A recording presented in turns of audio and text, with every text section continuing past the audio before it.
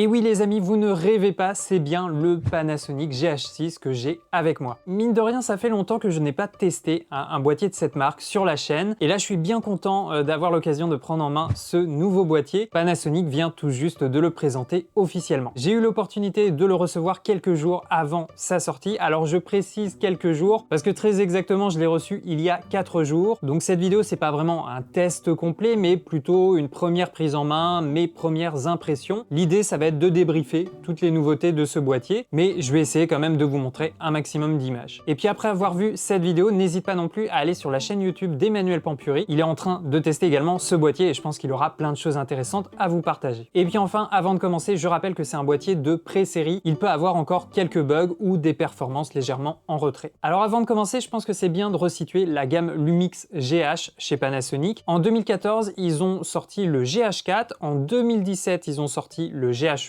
Ensuite, il y a deux autres versions qui sont sorties. Il y a eu le GH5S et le GH5 Mark II. Et aujourd'hui, ça y est, en 2022, on passe sur un nouveau modèle, un tout nouveau boîtier, le GH6. Alors info intéressante, on nous a dit que le boîtier en fait il était prêt depuis 2020, mais ça leur a pris quasiment 2 ans pour développer toute la partie software. Donc c'est pour dire à quel point ils ont travaillé dessus pour essayer toujours de repousser les limites et nous offrir un maximum de performance. Allez, je vous passe une petite intro et on attaque tout de suite la présentation de ses caractéristiques.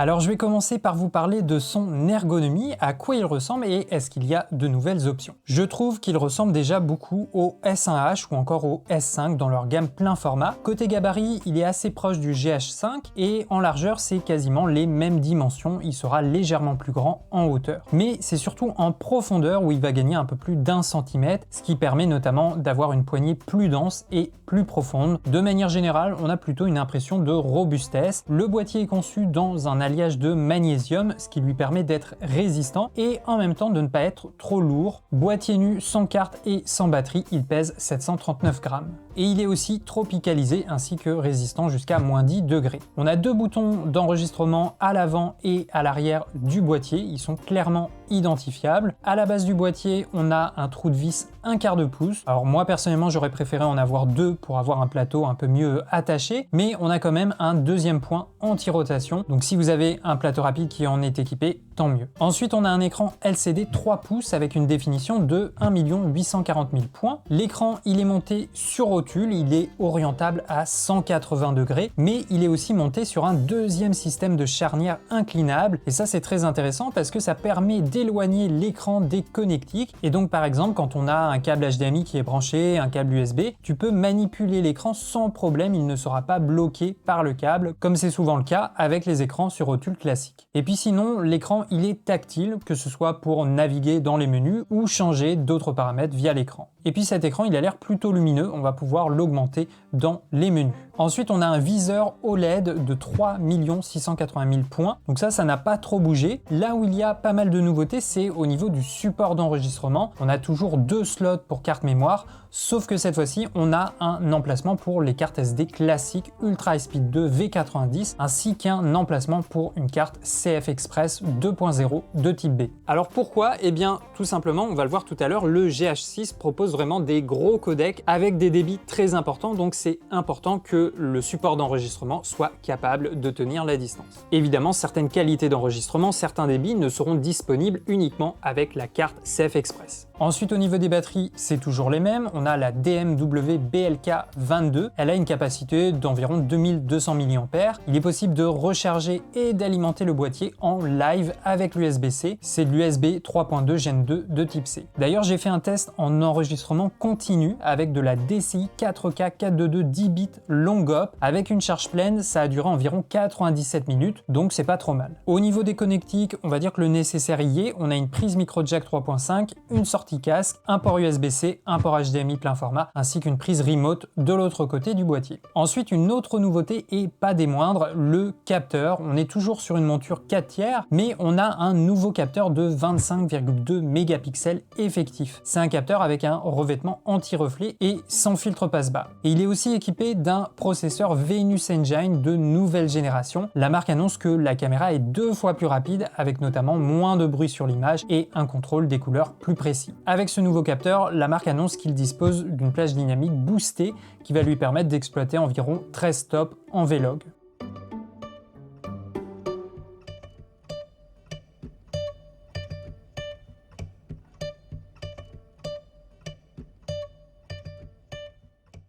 Ensuite, au niveau de la sensibilité ISO, c'est un peu différent de ce qu'on a sur par exemple le GH5S ou encore le S1H. D'après ce que j'ai compris, Panasonic ne parle pas de double ISO là pour le GH6, mais il nous parle de plage dynamique boostée qui va permettre d'obtenir cette plage de 13 diaph en Vlog. Alors par défaut, en profil standard, on a une base ISO à 100, on va pouvoir monter jusqu'à 12800 ISO. Et en mode Dynamic Boost, l'ISO de base passe à 800 et on va pouvoir monter jusqu'à 12800. Donc ça, c'est pour le profil standard. Maintenant, en Vlog, la base ISO est à 250, on peut monter jusqu'à 12800 et avec la plage dynamique boostée, l'ISO de base est à 2000 et on va pouvoir monter de la même manière jusqu'à 12800. Donc je vous ai fait un test justement pour tester la montée en ISO du GH6. Donc là, j'ai fait un test en Vlog. Je suis en cinéma 4K, en 4:2, 10 bits intra et on commence à 250 ISO. Donc là, pour l'instant, je n'utilise pas la plage dynamique boostée. Vous allez voir, j'ai l'impression que de manière générale, le Vlog fourmille un petit peu, même dès le début. On a un léger grain, mais évidemment, c'est assez léger en début de plage ISO. Donc là, on est à 640 ISO. On perçoit un peu ce fourmillement dans les zones sombres, mais ça reste correct et totalement utilisable. Ce qui est bien avec la plage ISO du GH6, c'est que le grain augmente d'ISO en ISO, mais il augmente assez légèrement. Ça ne monte pas trop vite.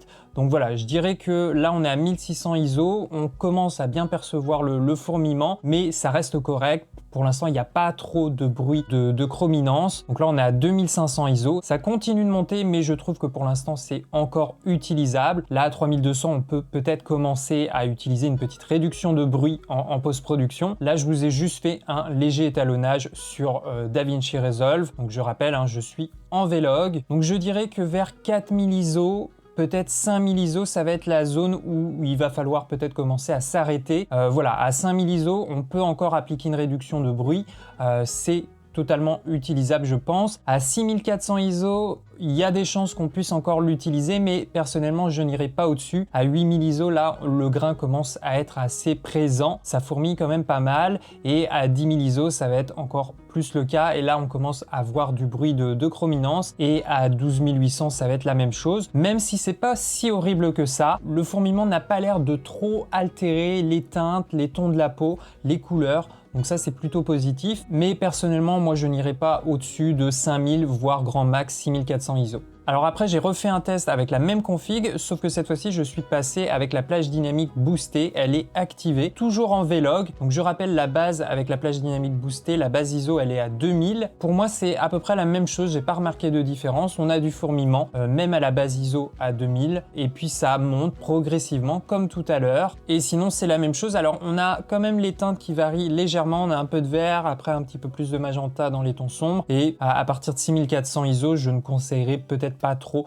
d'utiliser les valeurs au-dessus. Ensuite, je vous ai mis vraiment côte à côte les deux plans, donc la plage dynamique non boostée et boostée toujours à 2000 ISO en Vlog. Et là, j'ai zoomé à 300%.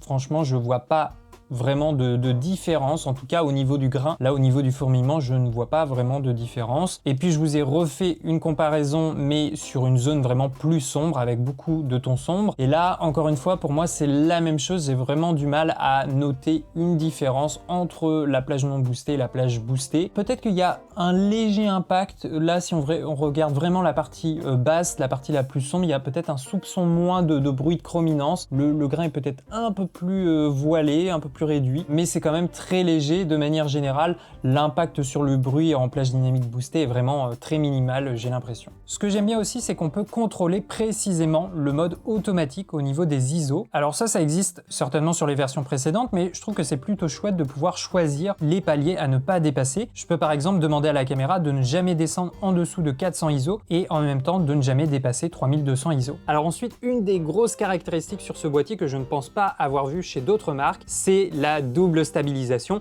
Elle était déjà très bonne sur les anciens modèles, mais là, avec le GH6, la marque nous annonce une double stabilisation de 7,5 stops. Et tenez-vous bien, on parle du capteur seul. Ça veut dire qu'on aura cette performance sur n'importe quel objectif qu'on viendra mettre sur le GH6. Donc ça, c'est quand même assez énorme. Et moi, personnellement, qui fais beaucoup de prises de vue à main levée, ça peut être très intéressant. Et en plus, il n'y a pas de crop. Donc ça, pour moi, c'est vraiment une des grosses nouveautés de ce nouveau boîtier. Alors je vous montre quelques plans justement où j'ai essayé de tester cette stabilisation. Là je portais carrément le trépied à la main, il y avait énormément de vent. C'est le jour où on s'est pris de grosses rafales en Normandie et tu vois c'est quand même vachement stable. Là je fais pas vraiment la marche du ninja entre guillemets, je marche normalement et on aurait un plan totalement utilisable pour du vlog. J'ai refait aussi un test, là je suis en voiture. Tu vois, je prends pas forcément appui sur la voiture, je suis pas forcément très solidaire et pourtant on a quand même un plan vachement stable et là j'utilise voilà un objectif de chez Panasonic mais je rappelle on a 7,5 stops avec ce GH6 donc c'est assez génial. Là un plan type face caméra, j'utilise pas de GorillaPod ou de mini trépied, je tiens vraiment la caméra à la main et tu vois on a quand même quelque chose de vachement stable. Ça tremble un petit peu, ça ondule un petit peu dans les coins de l'image mais on a quand même quelque chose de très très stable de manière générale et de totalement utilisable. En plus, on n'a pas de crop supplémentaire sur l'image, donc ça c'est hyper chouette. Là, j'étais sur une focale un petit peu plus resserrée, j'étais en train de marcher pour voir un petit peu le type de rendu qu'on peut obtenir. Donc là, ça pourrait être évidemment, ça va pas remplacer un gimbal, un stabilisateur électronique, mais on a quand même une image, je trouve, utilisable. Encore une fois, pour du vlog, pour quelque chose un peu run and gun, pour de la prise à main levée, ça va être vraiment génial. Pareil, là, j'avais essayé de faire un petit travelling avant sur l'oie. Alors, le point est pas vraiment bien fait, mais en tout cas, on a quand même quelque chose de plutôt stable, sachant que là, j'étais quand même, je sais plus, au 50-70 mm en focale. Je te remontre encore un autre exemple. Là, j'étais sur une petite passerelle sur l'eau et encore une fois je tiens la caméra à bout de bras à la main sans GorillaPod, juste avec la stabilisation du capteur et très honnêtement j'ai rarement vu une stabilisation aussi bonne au niveau du capteur. Moi sur les appareils que j'utilise personnellement la stabilisation est loin d'être aussi bonne, donc là c'est vraiment le gros avantage selon moi du GH6. Et puis là encore je vous ai fait un petit exemple en travelling avant, ça secoue un petit peu, là on est quand même sur une focale assez large mais de manière générale, c'est quand même assez intéressant. On a quelque chose qui pourrait être utilisé. On pourrait évidemment faire des mouvements beaucoup plus courts. C'est vraiment pour vous montrer un petit peu le rendu. Franchement, c'est pas si mal que ça et ça, c'est vraiment une spécialité des boîtiers chez Panasonic. Alors ensuite, on va aborder un peu le cœur du sujet de ce boîtier, les codecs, les résolutions. Vous allez voir, c'est assez énorme. Encore une fois, les modèles précédents avaient déjà été une petite révolution, mais là, avec le GH6, on va pouvoir filmer à 5,7K. Alors, ça sera du 4.2.0, mais quand même sur 10 bits. Et il y a également de la 4K, 50 ou 60 images par seconde en 4.2.2 sur 10 bits all intra et le tout en interne. Donc on va survoler un petit peu les différentes qualités d'enregistrement. Donc là c'est pour le point move. Donc tu vois on peut enregistrer en 5760 par 4400 320. Alors là c'est le format 4 tiers parce que c'est de l'anamorphique. Là c'est le format 17 neuvième. Donc tu vois on peut enregistrer de la 5K à 50 images par seconde. Celui qu'on va souvent utiliser, c'est peut-être celui-là, le 5,7K à 25 images par seconde. C'est du 4.2.0, mais en 10 bits, long hop. Ensuite, on a de la 4K, mais là, c'est du 4 tiers pour l'anamorphique. On a le fameux cinéma 4K, donc du 17 par 9, donc on va pouvoir enregistrer à 100 images par seconde en 4096 par 2160, en 4.2.0, toujours en 10 bits, le tout en interne. Alors là, on a un gros codec, tu vois, on peut enregistrer à 50 images par seconde en 4.2.2 10 bits all intra, avec un débit de 800 mégabits par seconde, tu imagines. On a aussi la même chose, mais avec un débit un peu plus petit, donc 600 mégabits par seconde. Ensuite, on a toujours du 50 images par seconde 4.2.2, mais en long hop cette fois-ci. On a la même chose, mais toujours en long hop et en 4.2.0. Donc on a vraiment plein de compressions différentes. On a du 25 images par seconde en 4.2.2 10 bits intra. Celui-là, c'est un de ceux qu'on va beaucoup utiliser. On a la même chose, mais en long hop, donc avec un débit un peu plus léger. On a la même chose, mais en 4.2.0. On a évidemment de la 4K Ultra HD, donc encore une fois 100 images par seconde. On a la même chose que tout à l'heure avec un débit élevé, un débit un petit peu plus inférieur. On a la même chose en long hop. On a du 4.2.0 en long hop.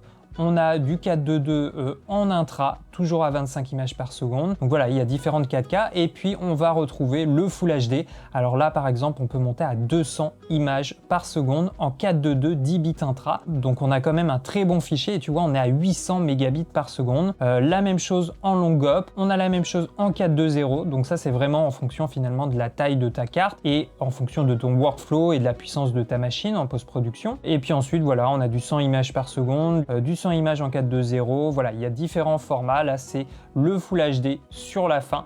Donc ça, c'est tous les formats, les qualités d'enregistrement disponibles pour le point move. Et ce qui est génial aussi, c'est que tu peux choisir le format d'enregistrement de fichier. Là, je vous ai montré les qualités d'image pour les fichiers .move, mais on peut choisir aussi, par exemple, du MP4 si on a une machine un peu lente. Donc là, je vais passer en MP4 et tu vois, on a beaucoup moins de qualité d'enregistrement. On a du Full HD, on a de la 4K 8 bits, de la 4K 10 bits, mais tu vois que les débits sont beaucoup plus faibles et on va monter à 50 images par seconde, à 100 mégabits par seconde en 10 bits et en 4.2.0. Donc ça, c'est vraiment le workflow si vous avez une machine pas très puissante et que vous n'avez pas envie de passer 4000 ans sur de la post-production, sur de l'étalonnage, vous pouvez choisir le format MP4. Et puis également, on a de l'Apple ProRes, ça c'est assez unique. Alors tu vois, il nous précise bien qu'il faut quand même un PC assez performant pour la lecture et l'édition de ce format. Donc là, en ProRes, on va avoir des codecs différents. Alors là, on a deux qualités d'enregistrement possibles. On a l'Apple ProRes Full, donc c'est du 5728 par 3024, donc en 17 neuvième, en 25 images par seconde. Donc on est en Apple ProRes 4.2.2 HQ et tu vois, le débit est à 1,6 gigabits par seconde, donc c'est assez énorme. Et ensuite, on a la même chose, toujours à 25 images par seconde, mais avec un débit un peu inférieur, donc on est à 1,1 gigabits par seconde. Et là, ce format, l'Apple ProRes, c'est en interne. Alors évidemment, on pourra l'enregistrer, l'utiliser uniquement avec la carte CF Express. Le débit sera beaucoup trop élevé pour une carte SD classique. Et la marque annonce que tous ces formats sur ce boîtier sont disponibles avec un temps d'enregistrement illimité et qu'il est même possible d'enregistrer simultanément en interne et en externe via HDMI.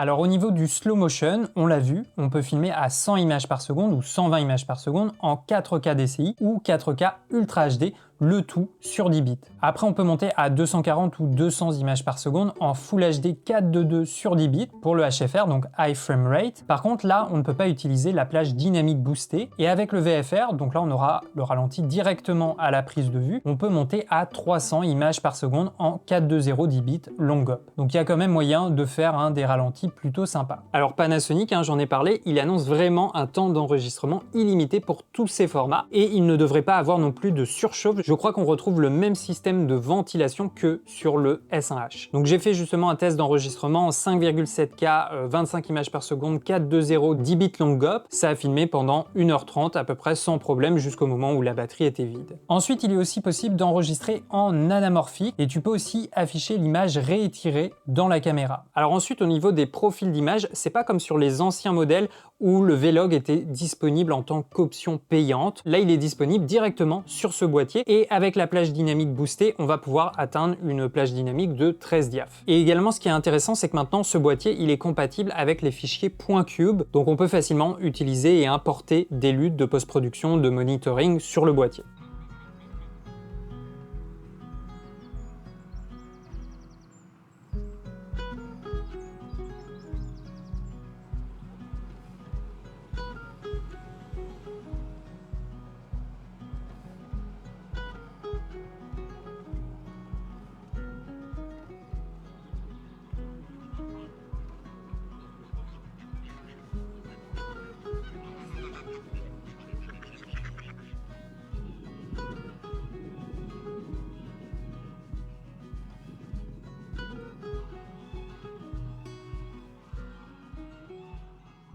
Ensuite, au niveau des outils assistants de tournage, on a pas mal de choses qui est proposé. On peut afficher par exemple un histogramme, donc ça c'est du classique. On a des grilles de référence, par exemple la règle des tiers. On peut aussi afficher un marqueur central. D'ailleurs, il y a différents types de marqueurs qui sont proposés. Et on peut afficher des marqueurs de cadre, donc ça c'est un classique, par exemple du 2,35. On va pouvoir personnaliser le ratio, donc il y en a plusieurs qui sont proposés. On peut aussi personnaliser la couleur du cadre ainsi que l'opacité des zones à l'extérieur. Après, on peut aussi afficher les zébras, donc il y a différents réglages. On va pouvoir afficher également un vector scope ou encore une waveform.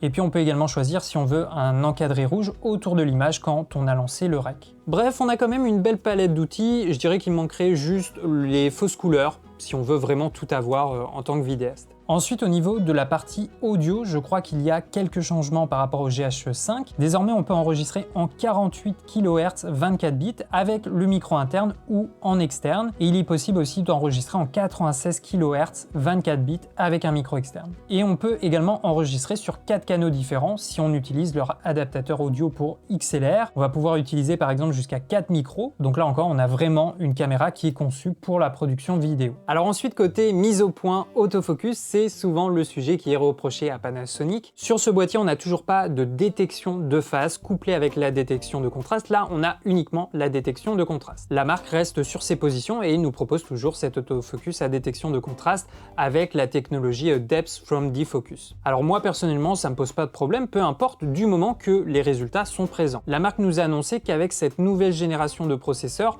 le boîtier est censé être 2 fois plus rapide. Donc on voit ça tout de suite, je vous montre quelques tests. Donc je vous ai fait une série de tests pour tester l'autofocus. Donc là, on est en AFC, je vous ai fait vraiment un test avec la configuration que j'ai en face caméra en studio. Donc là, voilà, je teste un petit peu les bascules de points, le suivi. Pour l'instant, ça a l'air d'être pas trop mal. Je rappelle, je suis en AFC, en autofocus continu, et là, j'avais filmé en Vlog. Donc pour l'instant, il suit quand même pas trop mal. Il y a un léger retard, voilà, sur la bascule, mais c'est quand même pas si mal que ça pour un autofocus à détection de contraste. Ensuite, je vous ai fait un plan en extérieur et j'ai aussi enregistré les displays via l'HDMI. Donc là, on voit bien qu'on est avec la détection du visage plus la détection des yeux. Tu vois que ça suit vraiment bien. Il perd légèrement à certains moments et sur la fin, quand le sujet est vraiment trop loin de la caméra, je dirais que quand il dépasse 6-7 mètres, il va perdre le visage, la détection de l'œil, tu vois, à la fin il le perd. Pour l'instant, le suivi est quand même assez propre, il y a de légers retards de temps en temps, mais ça fonctionne plutôt bien. Donc là, je suis passé sur le deuxième exemple avec les réglages au niveau de la vitesse et de la sensibilité au maximum, plus 5 en vitesse, plus 3 en sensibilité. Donc ça, c'est des options qu'on peut personnaliser. Là, j'ai pas forcément l'impression qu'il y ait de grosses différences. Le suivi est peut-être un petit peu plus propre. Pour l'instant, ça suit pas trop mal. Il y a de légers décalages, légers retards de temps en temps, mais on est quand même pas trop mal pour un autofocus à détection de contraste. Là, je vous fais le test où je sors du champ, j'y retourne. Voilà, ça fonctionne plutôt bien. Je vous ai fait encore un autre test, toujours dans des configurations de lumière plutôt correctes. On est en milieu de journée, donc là, ça devrait pas être trop compliqué. L'autofocus a l'air de suivre plutôt bien. Alors là, il y a eu un petit loupé sur la fin, il passe sur l'arrière-plan et il va retrouver, voilà, quand je me rapproche, le visage. Je sors du champ, je rentre dans le champ, ça a l'air de fonctionner. Il a envie d'aller sur l'arrière-plan, mais il retrouve assez vite le visage. Donc pas trop de soucis à ce niveau-là. Je vous ai fait encore un autre plan, j'essaie vraiment de vous montrer un maximum de tests au niveau de l'autofocus, parce que pour certaines personnes ça peut être très important. Je dirais pas que ça reste sur les yeux à 100%, on est sur un suivi à peu près réussi à 80% peut-être, on va dire. Pour l'instant, ça a l'air de fonctionner. Il faut dire qu'on n'est pas dans des configurations lumineuses très compliquées. Donc là, j'ai fait un test où je reste fixe juste pour voir si l'autofocus, eh bien, de la même manière, il conserve bien mon visage et il va pas essayer de modifier son point.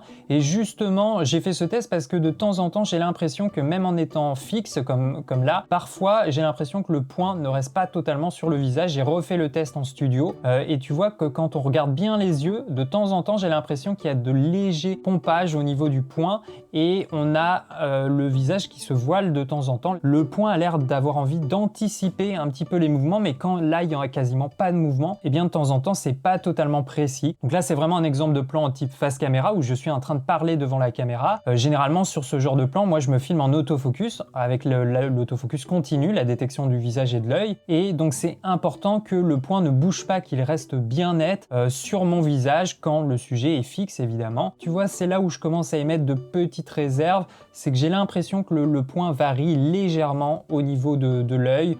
J'ai pas l'impression que ça reste bien constant. Et puis enfin, je vous ai fait un test à 2000 ISO parce que là, j'utilisais un ISO assez bas pour tous les tests précédents et je vous montre quand on utilise un ISO un peu plus élevé. Donc, je suis toujours en Vlog et là, j'ai l'impression, tu vois, que le suivi est moins précis. Regarde les yeux, là, il perd le point, il a du mal à conserver la mise au point sur le sujet, ça tremble un peu. Là, à ce moment-là, l'autofocus n'est pas du tout fiable. Donc ça peut être un problème effectivement à ce niveau-là quand on utilise une plage ISO un peu plus élevée. Alors pour ceux qui travaillent en mise au point manuelle, il y a une option qui s'appelle contrôle bague de mise au point. On va pouvoir modifier le comportement de la bague. En non linéaire, la mise au point va dépendre de la vitesse de rotation de la bague et en linéaire, la mise au point va dépendre de l'angle de rotation. Donc ça, c'est très intéressant pour les vidéastes qui pratiquent la mise au point manuelle et personnellement, c'est une option que j'aimerais retrouver sur tous les boîtiers. Alors j'ai essayé aussi de vous tester le rolling shutter. Là, j'étais en voiture et je vais essayer d'avancer image par image. Donc là, tu vois, au niveau des poteaux, ils sont légèrement penchés. Ça reste un rolling shutter assez léger, hein. On a vu bien pire, surtout sur un plan en mouvement comme ça. Je vais essayer de vous montrer un autre poteau. Voilà, là j'ai un autre poteau. C'est la même chose, il est un petit peu penché, mais ça reste assez raisonnable. Ça, c'est ce que nous avait dit Panasonic lors de la présentation en amont. Donc voilà, c'est plutôt pas mal. J'avais refait un test également en extérieur où j'essaye de faire des pannes assez rapides. Là, j'avais pris un poteau en référence et tu vois, bon, on a un petit peu de rolling shutter, mais c'est quand même pas si mal que ça. Moi, je sais que mes pleins formats ont un rolling shutter beaucoup plus marqué que ça. Donc voilà, pas trop de soucis à ce niveau-là. Alors ensuite, on peut très bien aussi utiliser ce boîtier en photo. D'ailleurs, la marque propose une option haute résolution qui permet de prendre une photo de 100 mégapixels en RAW ou en JPEG.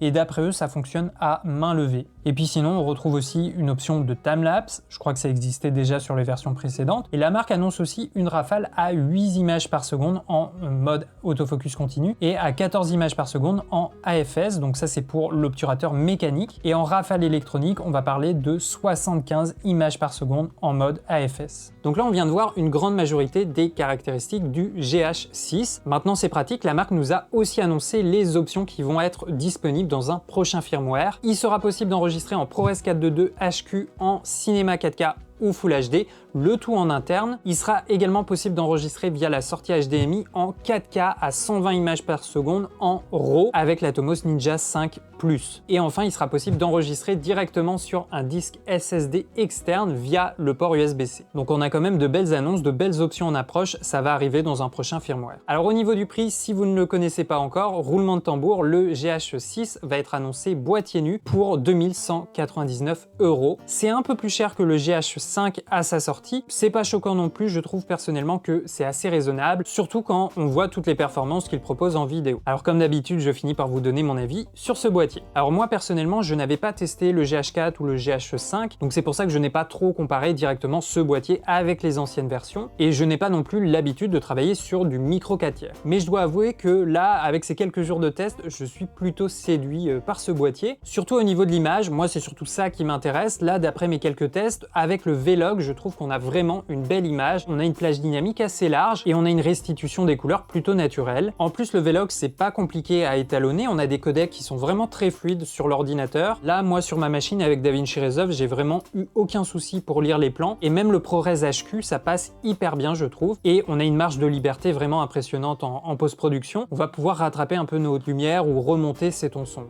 Donc ça, c'est la force de ce boîtier, hein. Au niveau de l'image, il est totalement utilisable sur une production. Et ce que j'aime bien avec Panasonic, c'est qu'il nous donne vraiment du choix au niveau des codecs, des formats, des différentes cadences. Je pense pas qu'il existe un boîtier avec autant de propositions. Et en plus, on peut choisir entre le format MP4, le point move ou encore du ProRes. Et évidemment, à chaque fois, on a plein de cadences et de résolutions différentes. Aujourd'hui, avec ce boîtier, on peut faire du slow motion à 100 images par seconde sans aucun crop en 4K. Alors ça sera du 4.2.0, mais c'est quand même du 10 bits.